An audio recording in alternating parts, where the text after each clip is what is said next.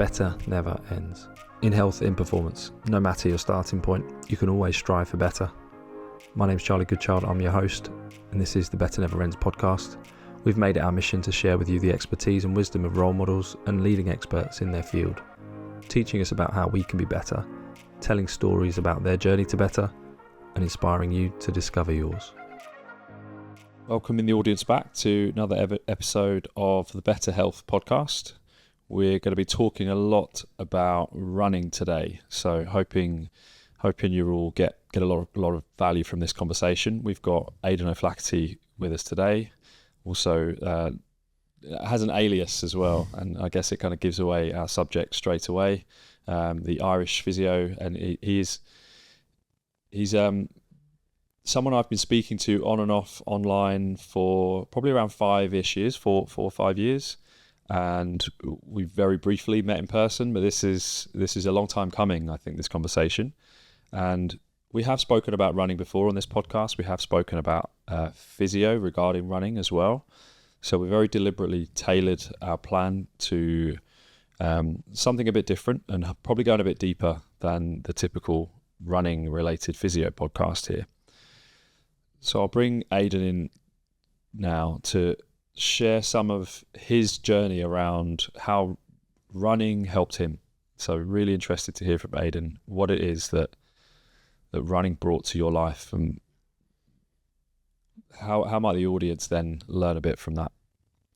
Cheers, Charlie. Great to finally get on the podcast. I've been listening to yourself now and the many great guests that you've had on.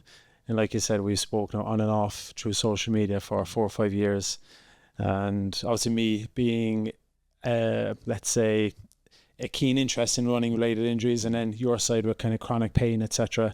I was always kind of reaching out and seeking advice from your page, which I use in my practice, and I still do. Every now and then I scroll to your page and I go back through those old posts. So I guess my history, a thumbnail version, I'm not going into it too deep. I know we'll delve into other areas. I grew up in Ireland, hence the Irish Physio.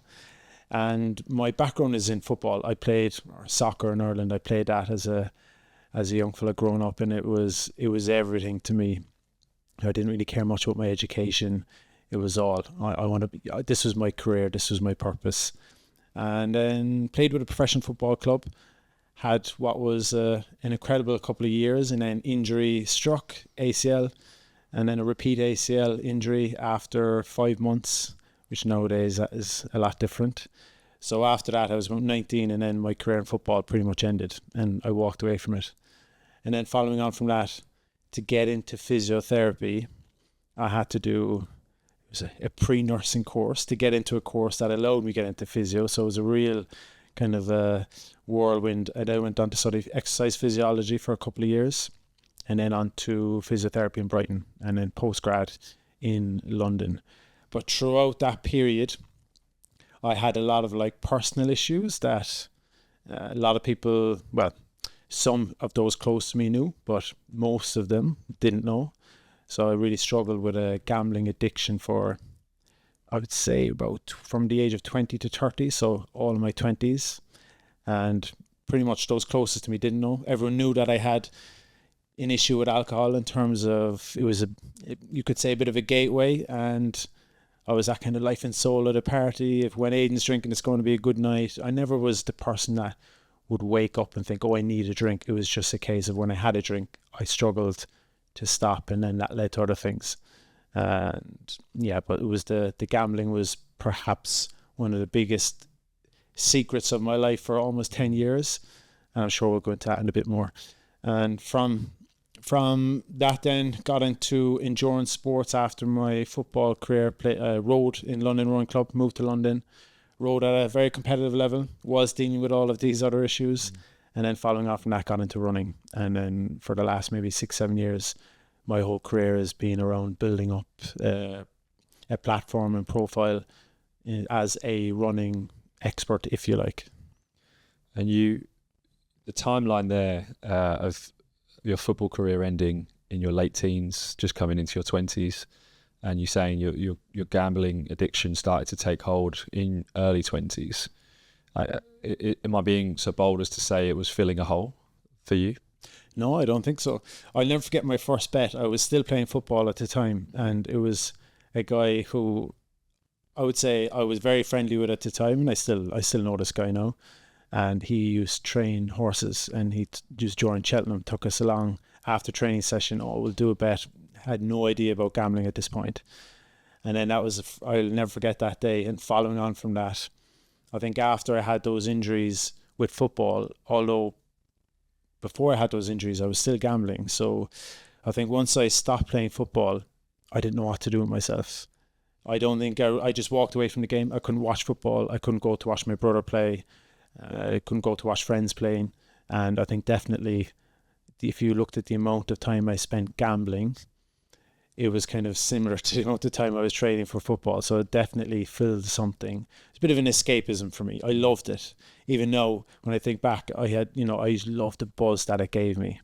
But obviously it led to quite significant issues throughout my 20s. There's obviously a lot of, you could easily have just put football into that, like how much joy it would have brought you, or the buzz you'd get from it, the excitement. So clearly you were missing that in a huge scale. And in a way, you almost have to, like, obviously you're going to be craving something that gives you that again. Like, it can't be football anymore. What's it going to be? So in a way, like, it makes some logical sense that it can go somewhere. And at what stage then did you start to recognize that it was becoming an unhealthy part of your life? And then a follow on to that would be, how did you then learn to take control of that? When I realized it was becoming an issue was when I realized I was unable to do other things, such as like if there were social events, I wouldn't go because I had no money, because I'd lost it all that day. And then I thought, okay, maybe there's an issue here. But then it got to a point where I was, working as a physio in an outpatient's NHS department as a locum physio with an amazing team, amazing young team.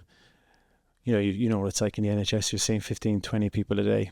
But between patients, I'd go into the toilet and I'd gamble every single day. No one knew. I was surprised no one ever questioned it. But there was one day we went in, we meant to go out that evening as a group. I got paid that day and I lost all my money within a couple of hours from my paycheck. So I couldn't go out that evening. And then I'd make up excuses. So there was a lot of lies, a lot of deceit around it. And I knew I had an issue, and I knew I was a gambling addict at this time, but I wasn't ready to stop. I wasn't ready to admit it to other people. And then there was times where, as I got into my later 20s, where there was similar issues where I would lose everything, all my own money, and then I would have to come up with lies about how I couldn't do certain things, how I couldn't go on dates, letting other family down. I couldn't go back home. And then there was a point I'll never forget when I was meant to go on training camp in Italy for pre-Henley Royal Regatta. And the day before, I lost everything. I lost all my wages, all my money. And I thought, I can't go on training camp. I need a way out of this. So I reached out to my brother and I told him the issue. He bailed me out, if you like, but he said, Aidan, you need to do something about this.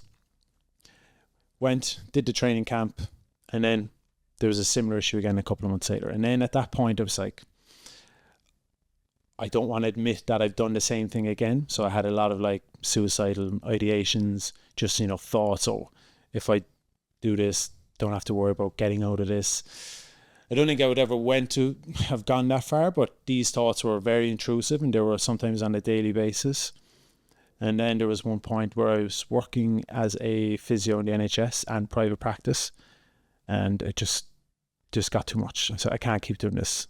So booked a flight to go home the following day. Left both jobs.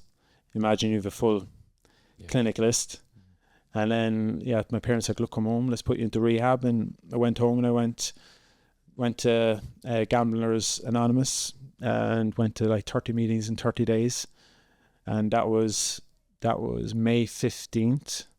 2021, I believe, or 2020. So maybe 2020, 5 years ago.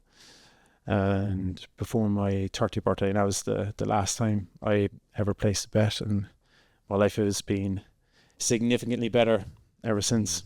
Well, apart from the drinking then, which I'm sure we'll come on to. Yeah. And so clearly is a very significant time in your life, that transition there, and a lot of courage it took to admit it. And it's thank you, by the way, for sharing it, because I think it's really, really important that as a society now we do talk more about these things, and it still takes a lot of courage to do it, though. I'm sure you're aware of that, and I'm sure it's hard enough to relive it. But help me then. So you clearly had to work through this in a very specific way, and you've done incredibly well to get to where you are. Exercise also continued to be an important part in your life. You essentially became very high performing in rowing as well. Where did running fit into that? At what point did you start to use running as your main endurance? I've always been competitive. My family, my brother and I, whether it's golf, anything at all, Connect Four, anything, we're incredibly competitive as a family. We're sports people. We grew up playing sports. So I knew I was always wanted to be competitive in other areas. So it was about me trying to channel my energy. There's some days I could have went into the bookies and spent 6-7 hours in the bookies on a full Saturday and on the weekend. So then when I stopped gambling, I realized I had all of this time. Mm-hmm. I was thinking, okay, well, why don't I put it into something else? And then I started reading research a lot more, started listening to podcasts, reading books, and then running naturally was something that I gravitated towards, because I couldn't do much multi-direction sports because of, I went on then to have 4 ACL surgeries, 6 knee surgeries. So running in straight lines was the obvious, but I fell in love with it because of how I felt during, how it made me feel after, that runner's high. But I was very aware of it not becoming a replacement for the addiction. So I think during my recovery, I was very aware of the character defects that I had as a result of gambling and drinking. So I think I approached it, and I have a very good relationship with exercise now. But it was, for me, getting up on a Sunday, rather than getting up with a hangover, it was getting up and going out for a run around Richmond Park, run around London, whether it's back home in Ireland. And that's something that, I craved on the weekend. So I can't wait to get up, feel fresh, and go for a run. So it helped me massively. It's where I get a lot of my creative ideas as well. When I come up with the best ideas is when I'm training, when I'm exercising. So I allow myself the time. Being a entrepreneur, working for myself, it's hard to switch off, but I allow myself that time throughout the week to do that, and that's where I get all of these kind of ideas in terms of how I want to help people with running, or whether it's developing their own business, etc. It's clear that you've been able to channel it into some real positivity, which credit to you and the work you've done. But you also did mention there about the potential for it to slip into another addiction, a replacement addiction. And I'm sure there'll be people out there that will connect with that they've either had addiction problems before, or exercise is their primary addiction. So at which point do we think it becomes a problem for someone regarding exercise? Because ultimately we talk all the time, especially on this podcast, about how important and healthy exercise is. So at which point do we start to call it unhealthy? And you mentioned a term there that's very associated with addiction, which is craving. You're craving running. So at that point, does that become an addiction, or is it? Yeah, I think it's kind of like a sliding scale. You've got what people refer to as like harmonious passion or obsessive passion. And when you look at a lot of endurance athletes, and we see it now with the phenomenon of social media and people doing these multi-day endurance events, how much of that is to mask other things that they're dealing with. So what I see a lot in clinic and in practice and on social media is when someone is replacing, or say for example, you have friends going out for dinner and someone's like, no, I can't, I got to train, where they have the inability to take a day off because they feel like they need to do something. And I see that more and more. So I think it becomes an issue when they're unable to say no, when they, for example, let's say they might have an injury or something that has been persisting, and then they don't have the ability to, okay, I'll give myself a few days, because they have that dependency on exercise. And then that leads to other issues, because then they pick up injuries which ultimately lead to longer time spent on the sidelines. And then it's just that domino effect. People spiral, and that leads to significant issues then when it comes to other mental health related issues. I'm sure you see that as well when people are in persistent pain and they're struggling to stop, and then they just dig themselves into a deeper hole, right? Yeah. Sometimes I almost wonder how universal some of the you mentioned sort of defect concepts of like some of the deeper problems people might have, and although the output of that might be different, I wonder whether some of that deepness to what we might get to could be a relatively common theme with people, that there is something missing. They are replacing it with something else, and it's sometimes good and sometimes not so good. So what was the thing? Because you mentioned about craving running at times, and you also mentioned that you've successfully been able to abstain from gambling in the last 5-6 years. But what was the bit that really meant that you could then be in more control over exercise and not allow it to slip into an unhealthy addiction for you? So I often refer to people who stop gambling or stop drinking but don't seek guidance, whether it's counselling or whether it's going to AA, as dry drunks, because they still carry all of the flaws. So for me, when I go in a social environment, I really struggle to converse, because I'd often go into the toilet, I'd be looking at bets that I've placed. So I had all of these issues where I struggled to make eye contact with someone, because I spent so much time isolated, and I knew I had all of these issues. You mentioned some of those character traits then that you noticed were problematic. So the social limitations that it had brought, I guess you'd spent so much time looking inwards at the things that were bothering you or affecting you or compelling you, and you weren't looking outwards at other people, which makes sense, right? And that's why you would then struggle in those social environments. Yeah, so the thing that helped me the most was seeking rehab, seeking recovery. So, I knew I had all of these issues, but I couldn't deal with it myself. So it was whether I was getting counselling or going to these meetings. So what stopped me from going into that kind of obsessive passion around exercise was getting counselling, seeking guidance from a professional, speaking openly about it to family members, to my fiance. Like, I'm not perfect. I still have issues that I know I've carried on from that kind of 10, 12 years where I really struggled. But every now and then, if I'll catch myself and I'm like, I'll book to see my counsellor and speak to them. And it's easy to be aware of it, but say, I'll deal with it. For me, I know the risk of falling back into that, and how, I would say my life is great now. I'm very lucky. I'm grateful for the life I have. But equally, I don't want to risk giving all of that up, because I know it can be a slippery slope. If I say, I'll deal with it, it just then ends up becoming an issue, and it might affect, how I'm working, how I'm dealing with certain things at home.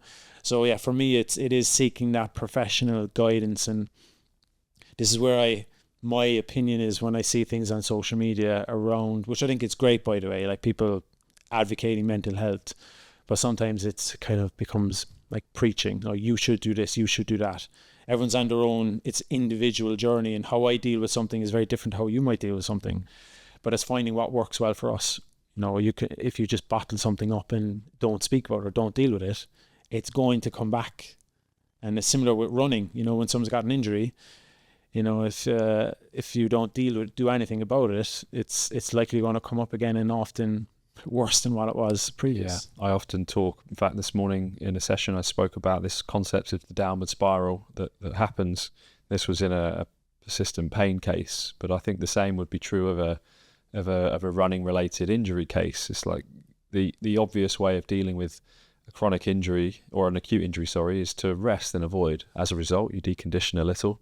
By deconditioning, you might have a reduction in performance, and by having a reduction in performance, you may reduce your function, perhaps, maybe do a bit less because you lose confidence and you don't enjoy it so much. Maybe you're a little worried, and these small little changes can imperceptibly lead you down this downward spiral until you end up in a much worse state, often in more pain, less capacity in your tissues, worried, and all these factors lead to, in a chronic sense, a much worse position.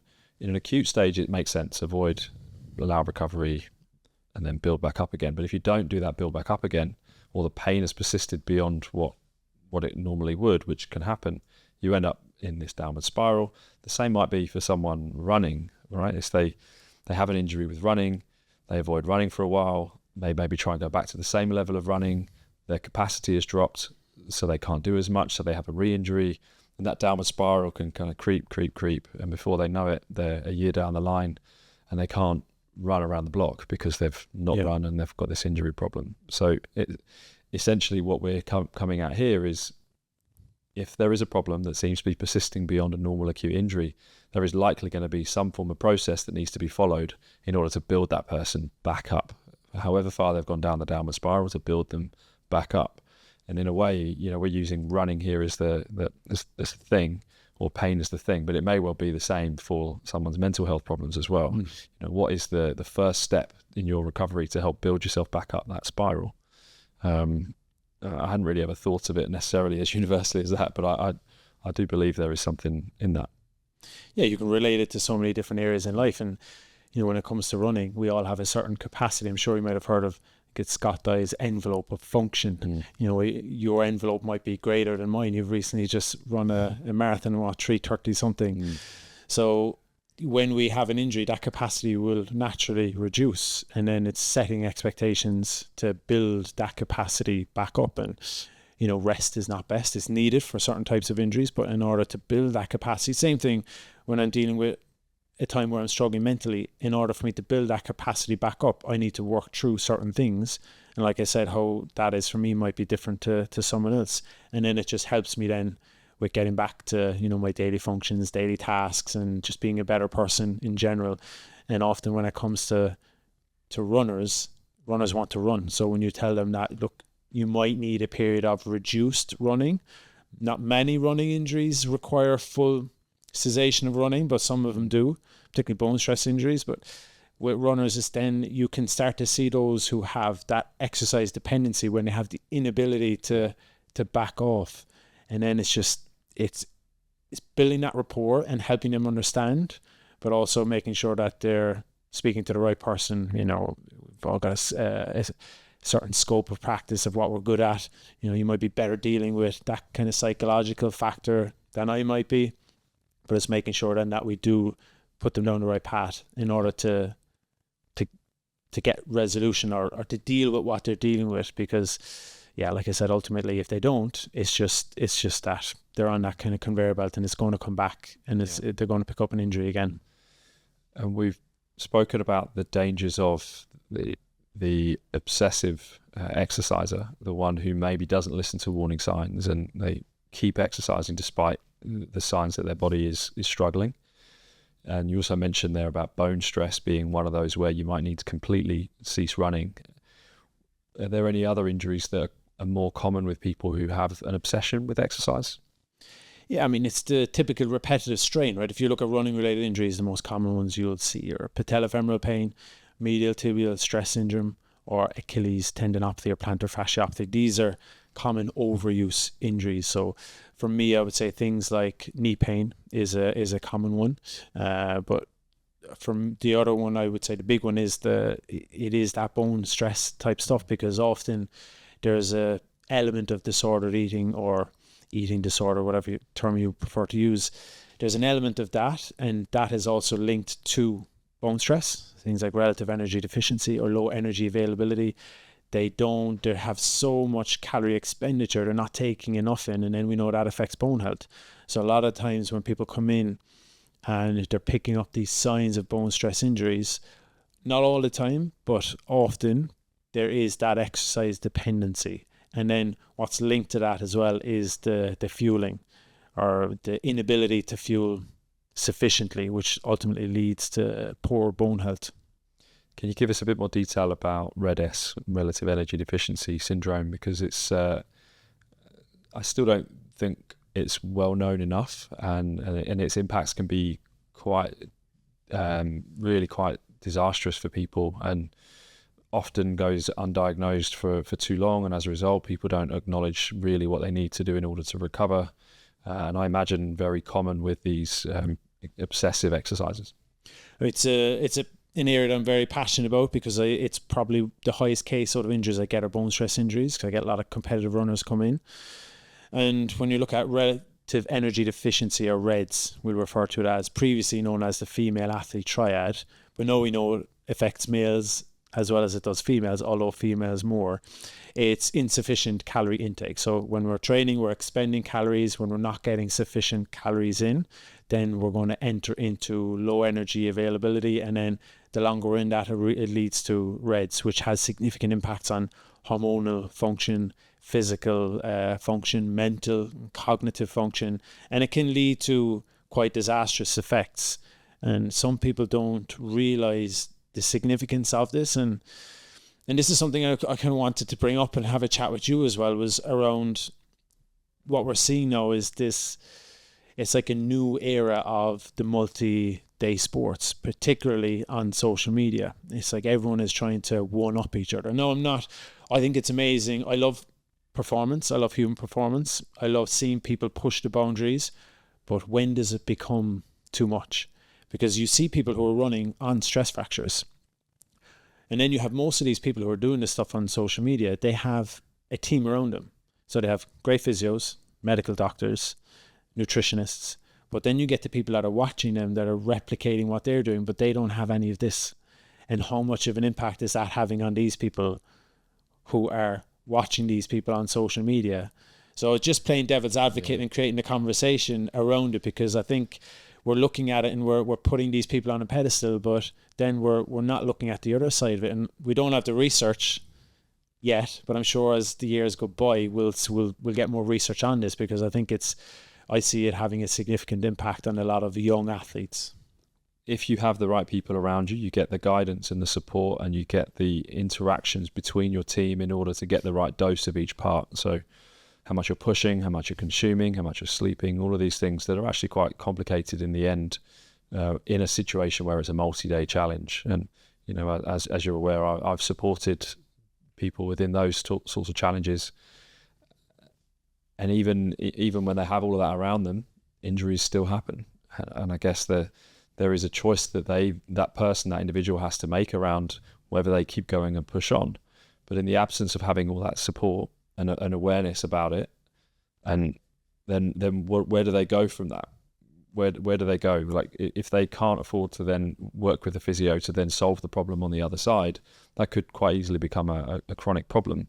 And I guess what we generally have is an ability as a team in those situations to minimize the risk. You can't zero risk for sure, but you minimize the risk, and you're making sure that they are putting enough calories into their body to repair, because there's so much energy expenditure that there has to be a massive amount of energy back. And just going back to the RED-S situation, if there are not enough calories to repair and recover, then some of those other functions that are deemed less urgent and important, such as hormone, libido, but even bone, like, that's the ridiculousness of it.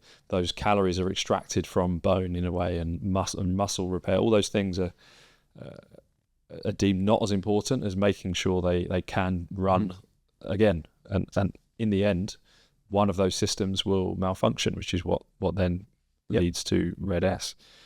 And I think what's important for us to be aware of here is it isn't just about bone health, is it? That's why I just wanted to raise that part of it. There'll be other signs. Yeah, significant. You know, if you look at things like menstrual function, it's one of the biggest things for females when they come in and they lose menstrual function, and the significant impact that things can have as they are in that low energy availability. And then for males, you know, it can be a bit of an awkward question, but when a male comes in and I'm suspicious that they have signs of REDS, the question we ask them is, do you have an erection every morning? And because often their libido is quite low, and then you know then that there's some sort of issue, and then it does lead to, as we said, lots of other issues outside of bone health in terms of your cognitive, psychological function, and when it comes to hormonal function as well. And with this type of condition, I believe that the overuse terminology we often frame these injuries with is accurate. Whereas for most of them, I actually believe the underprepared is more accurate. People are just underprepared for the task at hand. And a lot of what we do in rehab is building people up so that they are more prepared for the task at hand. Whereas these, it's more in that overuse territory. They are overworking and not recovering enough. And as a result, they then have that low energy availability and have problems repairing the tissue, and it breaks down. There's a net breakdown effect instead of a maintenance or even increasing of fitness. And I guess what I struggle with to some degree is performance in those situations often declines, and it certainly isn't improving very much. And they're the bits where you think these performance athletes on the whole still struggle. They still struggle to see that their performance is affected by the training, overtraining. And they still, I guess that's where the addiction takes over. Is that your take on it? Yeah, it is, absolutely. And I've worked with multiple athletes previously on GB team or trying to strive to get on the GB team, pick up one stress fracture. And then when you have one, and this is something that people don't realize, the biggest risk of a stress fracture is a history of one or a history of a bone stress injury.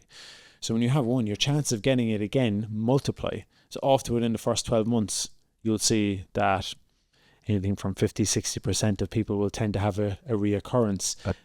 And is that because they are biologically predisposed, genetically predisposed, or is it because of the choices they have made in order to be susceptible, mean that they are then continuing to be susceptible for a long time before they can resolve the balance within their body? Great question. For most, I would say a lot of times when they pick up a bone, like not all runners have strong skeletons. Like a lot of it is down to genetics. It's down to what you've done during your teenage years. As you go through puberty, your bones are most mechanosensitive. So those people who have specialized very early will tend to have poorer bone health. So then when they go on and they pick up their first stress fracture, a lot of them you will find that they're cross training. So let's say you've got an athlete that's training anything from 10 to 15 hours a week. When they have a bone stress injury, often those who really struggle to take a step back, they're still exercising anywhere up to 10 times cross-training. In a boot, on a bike, on a ski erg machine, and they have the inability to step away. And then what happens is, because exercise is energy intensive, you're still burning lots of calories, so it's affecting bone turnover. And what I've seen is a lot of these people who continue to exercise at a really high level during that rehab period, they're the ones that tend to come back and pick up that following bone stress injury within the first 6 to 12 months. And I've seen end careers at a really high level. Yeah, because they're dealing with the symptom and not the cause. Exactly. They're thinking that if I just immobilize this, allow the bone to recover, then I could just carry on, rather than addressing the overall energy balance problem and the overall bone health problem. Yeah. And then I see on the other side, you have athletes that are incredible. They will want to learn as much as they can. Aidan, give me some information how I can reduce this going forward. If you tell me I need to be in a boot for 6 weeks, I'll be in a boot for 6 weeks, whatever it might be. And often those you will find with those athletes, when you look at the bigger picture, you'll go for DEXA scans, blood tests. Often it is a case of a training error. Whereas when you then go for the bigger picture and you look at those athletes that have a re-injury, it is actually that they have some sort of disordered eating, some element of low vitamin D, bone mineral density when you get DEXA scans is often below the norm. So there's a clear correlation. We've seen it with other surveys done and other research done in British athletics, is those people who have, say, symptoms of disordered eating, when you then get a DEXA scan, they tend to have poor bone health, which ultimately leads to increased risk of those stress fractures. Are there any other tests that you might use for people in this category other than DEXA scan? Because that makes a lot of sense to me, that's a pretty important way of screening and giving them more information. I guess the more information the athlete has, the more chance they've got of engaging with the recovery. So anything else that you might use? Yeah, there's new research that's just come out. It's looking at relative energy deficiency, and it's I can't remember the name of it now, but I can give you, and you can link it maybe in the notes here. and I believe it's called CAT something, and it's a new questionnaire that they're trying to develop to pick it up early, to pick up the symptoms and signs to be able to address it. Other things that I would look at is I'd give people exercise dependency questionnaire. So look at scores. So you look at 21 different questions, and then you're able to categorize them from that, and you can see those ones then that are a higher risk are the ones that I will tend to make sure that they're very aware during that period of offloading that, look, you need to rest, you need to let the body restore, you need to perhaps maybe go and speak to a dietitian depending on what we find. But yeah, I think including a multidisciplinary team, having a good sports doctor, sports physician, having a good female health whether it's nutritionist or dietitian, strength and conditioning specialist as well. You know, that strength training builds strong bones if the energy is sufficient enough. So I think having a contact within these areas is very important, because if you try, or if I try to treat an athlete who has a high risk bone stress injury on my own, and chances are I'm going to miss something. And there comes the quandary for the average person who has access to, on average, 0 of those people, and therefore they're going about it alone. So what structures could someone try and put in place to help them if they are an amateur runner that doesn't have the resources to engage with all of those people there? Because that's probably the vast majority of listeners, for example. Well, the huge benefit of social media now is you have lots of these experts are handing out free advice. And of course, it's to the generic population or to certain, whether you're competitive or recreation athlete. I think following the right people and seeking the right information, like you do see a lot of people on social media now who are working outside their scope. They're giving advice on training, on, injuries, on, nutrition, and they're not qualified. So I think finding people on social media who are qualified in their area, like I could go onto social media now and I could pick an expert in bone health and running and physiotherapy in REDS. There's so many people that you can go and you can listen to podcasts, you can read good articles. So I think it's just making sure that you're following the people that are giving that right advice, and be skeptical with others, ask better questions, get better answers. So I think it's, always when you see someone giving an absolute answer is have a bit of skepticism around it. Are there any other warning signs? Because that's one, is that if people are being binary about their opinion, there's a bit of a flag for me as well. Are there any other warning signs? Because how does, as much as we might be able to fish out people giving good information, how would someone who may be less literate within health and medicine figure out who's the right person to follow? It's a tough one. Like, I'd love to have a great answer for this, but I think when you look at certain areas, so if I see your page, I know you're going to be following pretty decent people that are evidence-based, evidence-based practices, using evidence to inform our practice. So I think it is looking at, are people referencing research? And if they're not, and they're saying these, if you do this, this is what you're going to get. Okay, but where's the evidence to back this up? So that's one key thing that I would look out for someone who, doesn't have that ability to know who these specialists are. Are they backing up good articles that are peer-reviewed studies? I think that's, for me, that's probably one of the easiest ways to follow someone that is giving accurate advice. This isn't going to be news to most people who are either even just slightly versed within the running world, that strength training is often something that we as healthcare providers and coaches will often preach as something that is beneficial for the runner. However, for many years, we have essentially been using literature from another environment and stealing it and essentially making an assumption that strength training reduces injury risk in runners. The studies haven't actually been completely conclusive on that for a long time. There's probably good reasons for that, some of which are about the design of those studies, how difficult it can be to measure that. How confident are you now, as someone very, very entrenched within the world, that we can say that strength training reduces the risk of running injuries? much more confident now than I was previously. We are starting to see more research come out, and like you mentioned, rightly so, is that the interventions are better. When you see there's a previous research paper that came out looking at those who strength trained during, I think it was the New York Marathon, I think it was 2022, and it was a big population, and it showed that those who strength training didn't reduce their risk of injuries. But when you go into it and you look at the interventions that were used, it was bodyweight exercises, it was TheraBands, there was no principles of strength training, progressive loading, periodization. When you look at running, the demands of running are fairly high in terms of like what your musculoskeletal takes, your musculoskeletal system takes. So when we're strength training, we want to surpass that. We want to train to a higher level so that we improve tissue capacity, sharp outs, progressive loading, whether it's, you're doing plyometrics or heavy resistance training. It needs to be more demanding than what running is in itself.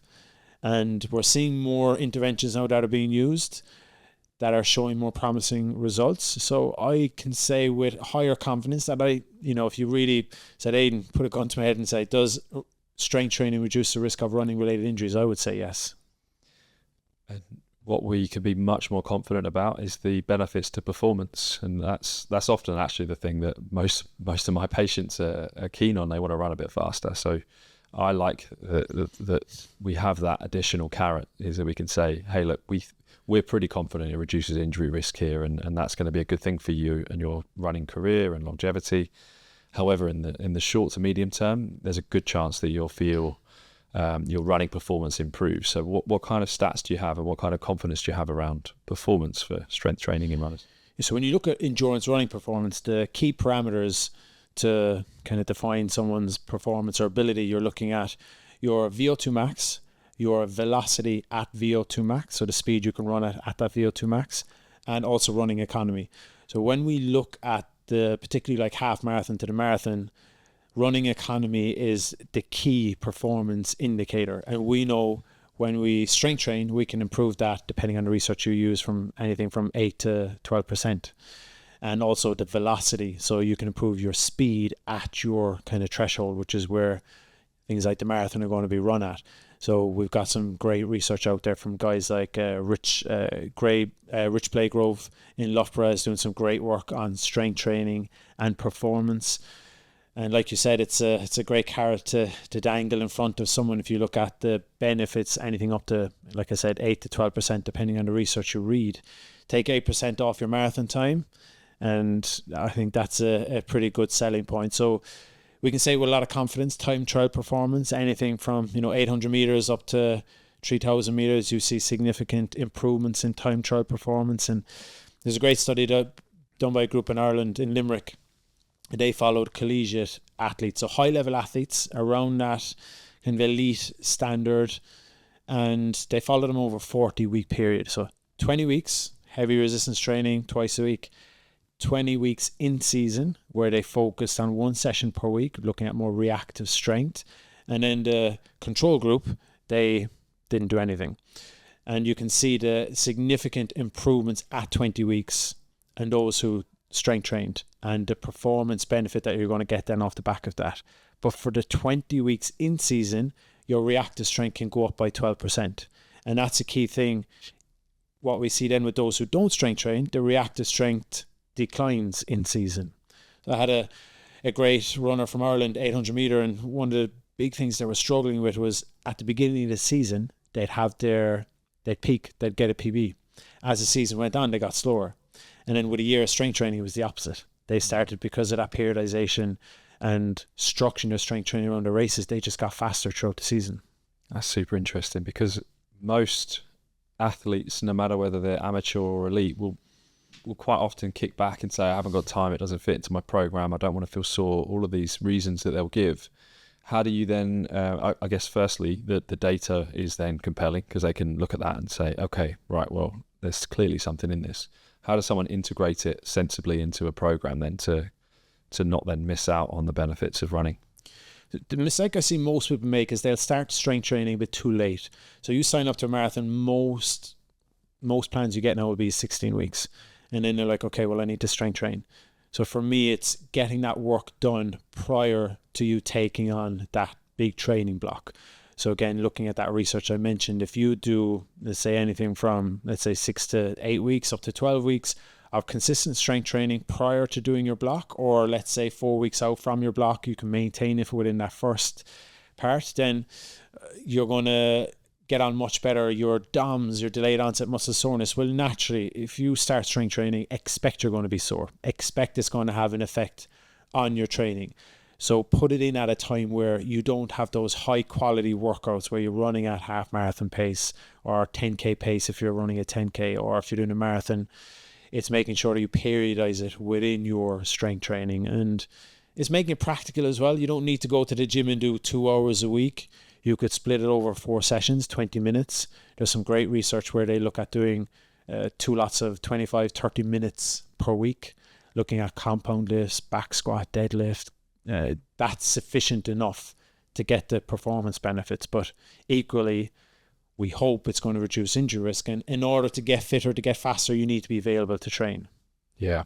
And what I've realized as well is that most runners will tend to use the gym, and they will think that endurance sport needs endurance style sets and reps. So 3 sets of 10 to 15 is a very common type of rep range for runners who haven't necessarily who just don't necessarily know it. So they will come in and they'll say, I'm doing this, that. And what I now understand is that that's just not a sufficient stimulus to help them with the increase in capacity in the tissue that we're trying to generate. So tell the listeners a little bit more about how you would prescribe strength training within someone's program. At the beginning, if you're new to strength training, I might start at a higher rep range, between that 10 to 12 up to 15, just to make them feel a bit more comfortable lifting lighter loads. So often you'd work off your percentage of your 1 rep max. So let's say you can back squat 100 kilos. So I might start you off as 70% of that, and then build you up to that, where we know the real performance benefits will come from in terms of improving strength, jump height, etc., is around that kind of 80+% of your 1 rep max. So I'd start someone off a couple of times a week with a lighter weight, higher rep range, and as the weeks go by, I'll tend to reduce that rep range and increase the weight. Simple way for people to look at it is rate perceived exertion. So if let's say you're doing a single leg squat from a chair and you're doing the exercise, and I ask you to grade it on effort, you might say 6 out of 10. Okay, well 6 or 7 is a good place to start. Now I want you to make it 8 out of 10. How do we do that? We add more load. Now eventually we bring the reps down. Now can we go to 9 out of 10 effort? Now you're working at, let's say, 90% of your 1 rep max. So using rate perceived exertion is a useful tool. Start off at a easier perceived exertion and then increase that gradually over time. I often use reps in reserve, certainly in the gym environment. I think it works well. Asking the client, how many reps could you have done if I was really forcing you to carry on at the end of that set? For a beginner, tend to encourage them to be around 3 or 4, maybe even 5. I'm not so worried there. But once it goes above that, they're likely not getting the fatigue drive to then force the adaptation that gets them stronger or fitter. So there's a safety element to not forcing them to work too intensely. Just like it works the same as your rate of perceived exertion. But if they're saying I only had 1 or 2 left, that's going to be too aggressive for the early lifter, for the beginner. But for the more experienced lifter, that might be something I'm encouraging them to do. So certainly for their main lifts is getting them to challenge their system a little more. And that tends to work similarly to what you're describing, so that they can self-police and they can go up or down on weights based on that reps in reserve score. What would be an advanced sets and reps that you would aim for with someone who's been training now maybe a year? They're a bit more experienced. What we see on the research that gets used is 5x5. So pick a couple of exercises, 5x5 reps at that kind of 85 to 90% of your 1 RM, or like you mentioned, 1 or 2 reps in reserve, which I'm a massive fan of as well. So yeah, that's generally what you would tend to see. And we've got some really good research as well in terms of pairing exercises. So there's a great study done that was looking at pairing exercises. So I looked at 3 different interventions. It was your complex training, which is heavy resistance training plus your kind of plyometric explosive. You have heavy resistance training, and then you have the endurance strength training, which is a higher rep range. And the one that came out on top was the complex training, which looked at things like heavy back squats, split squats, calf raises, and pair that then with, let's say, back squat into a box jump, calf raise into a plyometric exercise. And what we see then is we're training heavy resistance, that neuromuscular component, and then we're training that reactive strength by doing the more explosive movement. So for someone that's more experienced, I tend to look at doing an element of plyometric and explosive movements as well as the heavy resistance. But yeah, depending on the individual and their experience, I'll tend to tailor that individually. I do like that. I think that whenever I've seen it before, it's always been heavy strength training versus plyometrics, and there seems to be a benefit to both. And like, as with a lot of the things we do in our world, you could just combine them and you get the both benefits, right? And it's like throw the kitchen sink at it. Let's just get everything in there. And provided you don't end up with a 2-hour session, then you're probably optimizing things rather than complicating it. I think that's a smart move. Let's go back to the beginner runner then. If a beginner runner is working towards a goal, what's the best way for them to structure their running plan? So not so much their stuff in the gym now or with weights. How should they structure their running if they're trying to achieve a goal of, let's say, half marathon? The boring answer is it depends, right? But it does depend on so many different factors. But for me, it's structuring it to the person, how they get it done. So if we're talking about structuring their strength training and their running, then I'll ask them, how much time can you commit to it? Because if you try and overcommit, then you're just going to get frustrated and not do it. But one key thing I try to, and some people might challenge this, and that's fine, but when you're looking at most people who strength train, often they will tend to do it after they run, or maybe directly before they run. When we run, our bones lose mechanosensitivity. So ultimately the bones kind of go deaf. It's like running is not the best bone stimulation or bone building activity. Within kind of 6 hours, we can get 80% of that bone sensitivity back. So I'll often try to just make sure and advise a runner, if you're going to run and strength train on the same day, try to have, if you can, that 6 hours minimum gap between both sessions. Because if you're then running and then strength training directly after, are you getting the benefit of building stronger bones? We know runners who just run versus runners who strength train and run have better bone health. So for me, it's making sure that you structure it well. And if you're training for a half marathon, give yourself time to build up that capacity. Ultimately, the longer you give yourself to prepare for something, the less risk you're going to have. Most people, you made a great point earlier, it's rather than it being like an overuse injury, it's likely underprepared. So lots of times when people go into train for a half marathon or marathons, they have a capacity of, let's say they're running 2 or 3 times a week. Most of it is easy. They're not strength training. They might do 1 strength training a week. Now all of a sudden they've signed up to a plan. They're strength training twice a week. They're running threshold sessions or tempo sessions. They're doing intervals. They're increasing their longer run. All of a sudden, you're increasing all of these different variables. And what we see into a training block tends to be around 6 to 10 weeks is where the injuries will spike. And that's where the mistakes are made. So give yourself enough time to prepare for what you want to do, and respect, that running faster is going to lead to significant less loading cycles for one to pick up an injury. Because when you run faster, the demands are significantly higher on the tissues. I tend to advise most beginner runners not to think about running fast at all. I just try and set expectations and say, if you want to complete this goal, it's one of the first events you've ever done. You may want to just think more about getting round, and then in the last few weeks, you might then, if things are going well, then you've earned the right maybe to start adding in a bit of speed just to see where you're at with your pacing. But I tend to encourage people to just acclimatize and just adapt to the distance of running rather than the speed of running fast. I think that's better for most people. It takes, in my experience, many years. This is both personal and for people I've worked with, many years to adapt to real performance running. Agreed. Like your cardiovascular system will adapt a bit quicker, but in terms of muscles, tendons, bones, it does take a considerable amount of time for them to adapt to the demands. So recreation runners will have a significantly higher injury rate when you look at the research and the epidemiology studies versus more experienced runners, because it takes your body time to adapt. So I think that's a great idea, advising give yourself time to build up that speed. However, on the other side, I have no problem with people if they want to run fast, but it is really being specific with dosing that, saying, look, 30 seconds at a faster pace is enough at the beginning. Like you said, to take that risk away, it is just build that easy volume, which is not easy, by the way. Running easy takes a lot of discipline. Most people end up running too hard too often.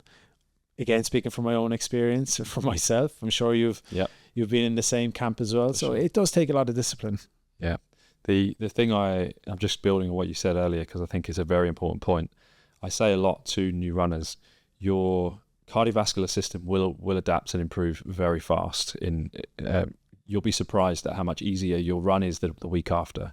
Your psychology will also improve very fast. You may start to not always enjoy it, but you'll slightly look forward to it, and you'll feel like you can push your body a little harder. You'll become a bit more resilient really fast. But yeah, it's a very important point that the musculoskeletal system is very slow to adapt to running.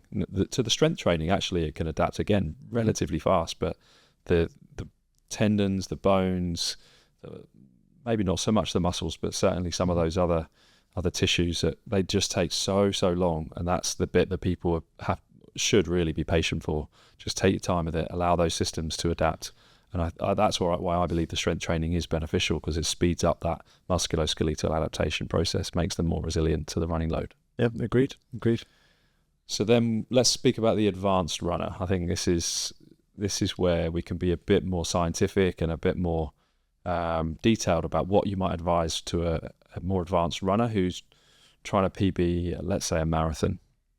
In terms of strength training, or just in general? Yeah, how you would coach them with their, let's say, running, because we've spoken about the strength training already. Yeah. So how would you coach them with the running? I guess there's many better running coaches out there than me, but in terms of from a physiology perspective, from a injury risk perspective, it is what you will see with a lot of competitive athletes is those that are really good, they will enter a block of training where they have quite a decent amount of capacity. So most of those higher level runners will do specific training for, let's say, 12 weeks leading into a marathon, but they've been training for 20 weeks prior, building up that base, so building up that endurance base, and then you're going into more specific marathon sessions for that kind of later period. So it's having a preparation, let's say a building block, and then into that preparation block. So again, it's giving yourself enough time.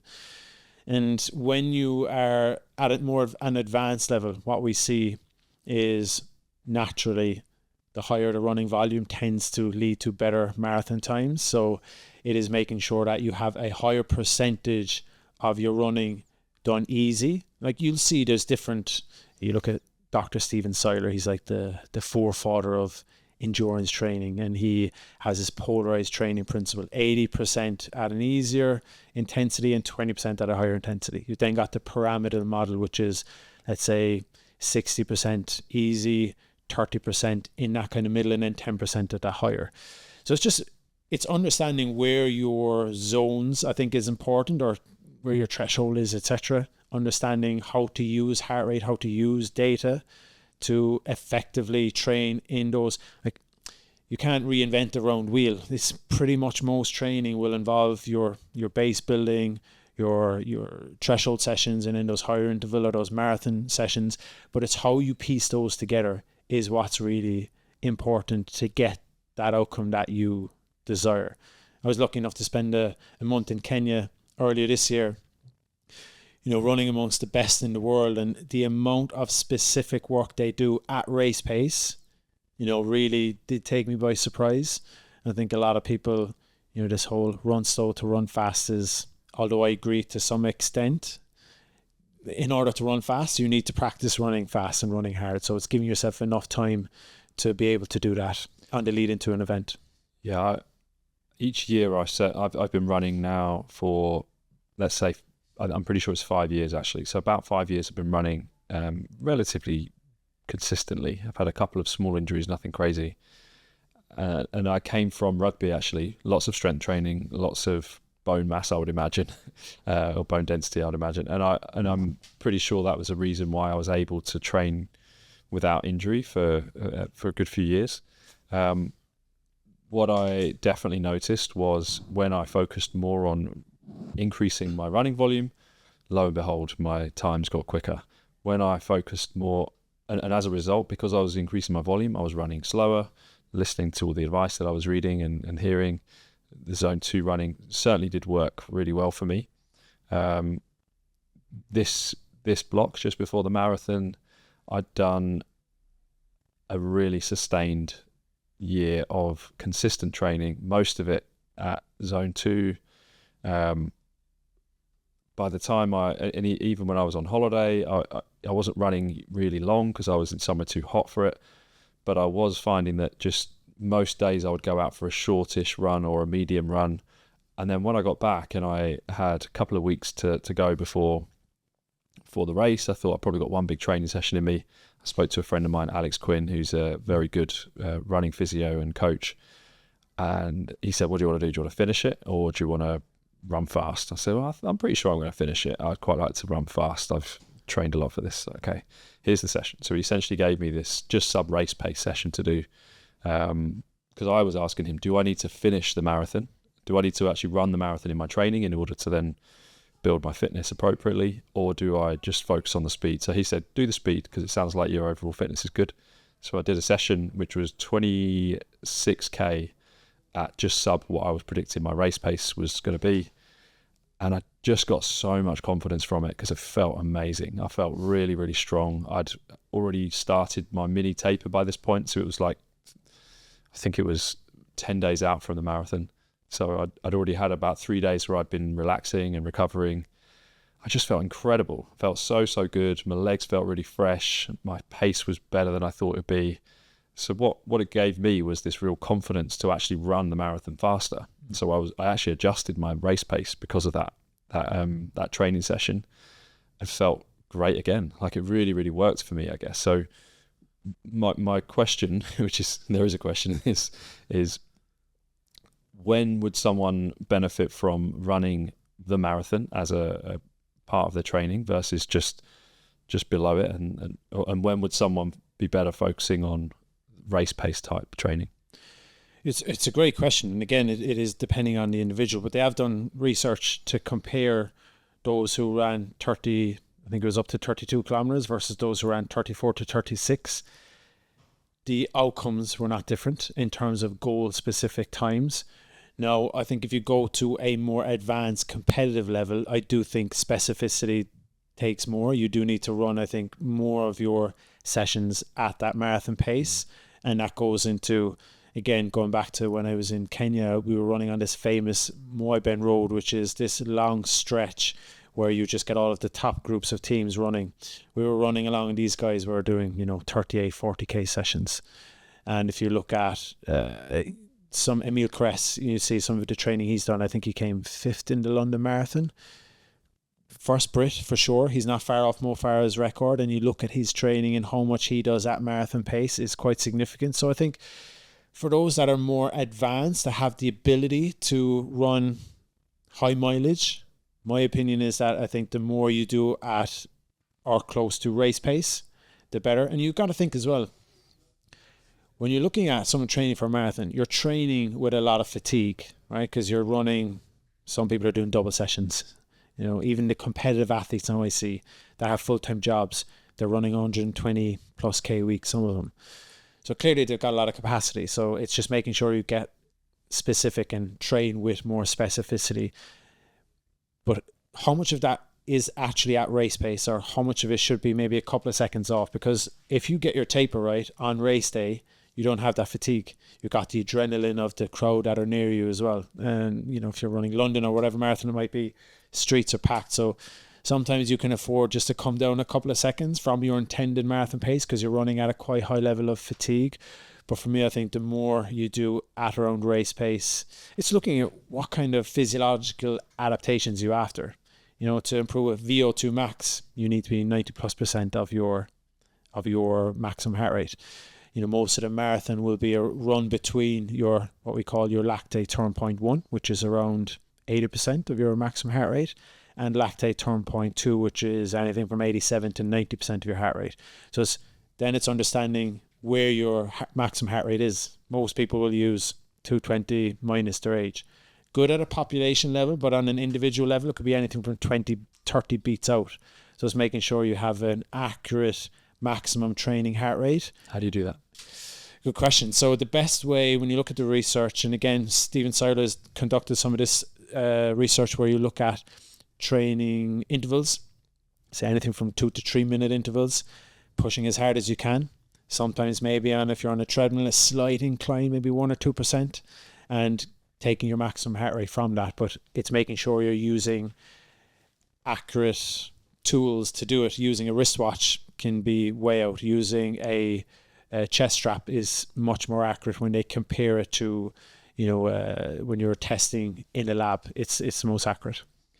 Is there value for some people looking at VO2 max testing versus lactate testing, or do you think people can often get enough just by understanding their own heart rate max and then working backwards from there? I think it's enough for the general public and the competitive athlete. I think it's enough to know your maximum heart rate, and we see a fairly clear correlation between your maximum heart rate and those lactate turn point 1 and lactate turn point 2. But if you really want to be accurate, rather than getting VO2 max, VO2 max isn't the be all end all when it comes to marathon performance. It is that running efficiency, the velocity, how much of your VO2 max that you can actually let's say enter or take from. So those elite runners will be able to access a much higher percentage of their VO2 max. So for me, lactate testing is, if you're going to get any sort of testing, I think lactate testing is going to give you the most value when it comes to implementing it into your training. But like I said, get an accurate measure of your maximum heart rate is the starting point. And then how accurate are the heart rate zones for these wearable tech devices that I'm sure we both used different versions of before? Yeah, good question. Again, they all use different algorithms, and when you look at like Garmin, Chorus, or whatever you're using, it is going to be different. But again, it comes down to making sure to calculate these zones. The best way, as I said, is lactate testing, or getting onto going into a lab and hooking yourself up, getting that metabolic testing. But when you use those chest straps, they're going to give you an much more accurate measurement of your heart rate. So for me, as long as you're using one of those straps, you're minimizing the error that you can get. Mine this year shifted quite somewhat around it went up quite a lot. So some of that could possibly be getting fitter, but I just sense there's a bit of an error in it, and it just doesn't quite feel like, to me, when I feel like I'm in zone 2, it's still saying I'm in warm-up zone. And I'm thinking, I think there might be a bit of an error. So I guess the reason I raise it is that I'm sensing there's a slight error in mine, and I wear a chest strap. And I think that sometimes there can be a bit of a glitch in these, and it's hard to then almost recalibrate them, because once they're set, they automatically program it for you. I agree. Yeah, I do absolutely agree on that. And I've seen other people post stuff on social media in terms of, this is what my watch is telling me, this is what the lab is telling me. When you look at the data and the testing and the equipment they use in the lab, it is going to be much more accurate. It's the gold standard. And like I said, like you mentioned, if there is something that's off in the watch, to recalibrate that, it's not going to be easy. We do know that often endurance performance improves as we age. It's slightly different. It's almost paradoxical compared to everything else we understand about the human body. But as we get older, we seem to notice that people peak, sometimes 40s and maybe even later for some people. What's going on there, and how do we try and make sense of that? Yeah, so you will see with the mass, depending on what you class a masters runner at, and the research, it could be anything from 35 to 40 plus. you will see, particularly when you get around 50, you will see your VO2 max naturally will start to decline. But generally, in terms of endurance performance, I think it's just more time spent training over those years. When you get to that 30 mark, you look at the average winning time, I think for the previous single scull and rowing, which is one of the most toughest endurance feats, although it's only 2 kilometers. The average gold medal winning time was in the 40s. Famous guy Mahi Drysdale from New Zealand, I think he won his last Olympic gold in his 40s. So I think it's just time spent training and the experience you gather over those years. When you look at a lot of people now in their early 20s, they're taking on these ultra events, and it just takes time. It takes time. It's consistency. When you look at the best performing athletes, there's no shortcuts. It is just time, consistency year after year, developing that aerobic base, developing a training system that works for you. So I think it really is just time spent training. And then the other end of the age situation is, how does someone ensure longevity in their running? How does someone look after the fact that as they get older, some other parts of their musculoskeletal system may start to fail them? Yeah, so when you look at the master runner, what you will tend to see is you will have a reduction in stride length, an increase in step rate or cadence. So when you have that reduction in stride length, you can see a reduction in efficiency. So a reduction in things like hip extension. So it's making sure that an athlete is, number one, strength training. We see with sarcopenia, loss of muscle mass, tendon stiffness, which is a key thing when it comes to performance. Having stiff tendons is a desirable. It's something that we want to achieve. So strength training, we know, can mitigate these effects as we get older. So strength training is going to be a key thing.